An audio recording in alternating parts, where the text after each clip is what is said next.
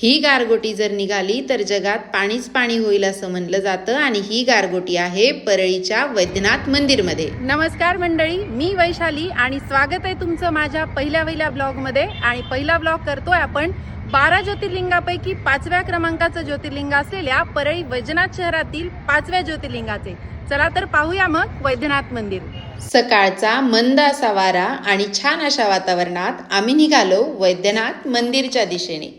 असं म्हणलं जातं की परळीमध्ये ज्यांचा जन्म झालाय त्यांना काशी करण्याची गरज नसते, एवढी ही भूमी पावन आहे। देवाला घेतलेला हार आणि फूल मनातील भक्तीला अधिकच पवित्र बनवतो। हा आहे प्रवेशद्वार, जिथे लाखो भाविकांची गर्दी होत असते। ती गर्दी असते प्रभू वैद्यनाथांच्या दर्शनाची। आतमध्ये पाऊल टाकल्यावर मनातील सर्व नकारात्मक विचार जाऊन सकारात्मक ऊर्जा मिळते आणि या इथे आल्यानंतर पाहायला मिळते ती पवित्र कळसाची झलक। तिथून पुढे आल्यानंतर सर्वप्रथम दर्शन होते ते अनोखे मानले जाणारे या 3 नंदींचे, जे प्रत्येक भाविकांची प्रार्थना महादेवापर्यंत पोहोचवतात।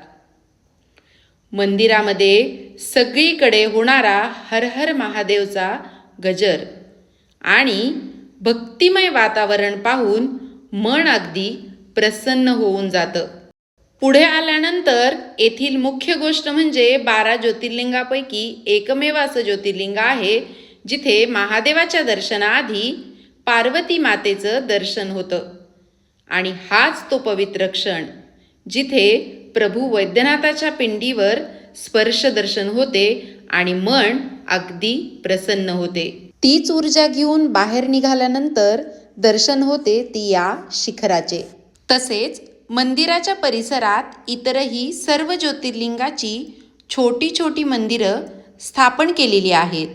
तिथून पुढे आल्यानंतर वैद्यनाथाचं तीर्थ चाखायला मिळतं, ज्यामुळे मनाला वेगळीच शांतता लाभते। तिथून बाहेर आल्यानंतर पाहायला मिळतो अहिल्यादेवी होळकर यांचा पुतळा, ज्यांनी वैद्यनाथ मंदिरचा जीर्णोद्धार केलेला आहे। चला तर मग भेटूया नेक्स्ट ब्लॉगमध्ये। Bye bye.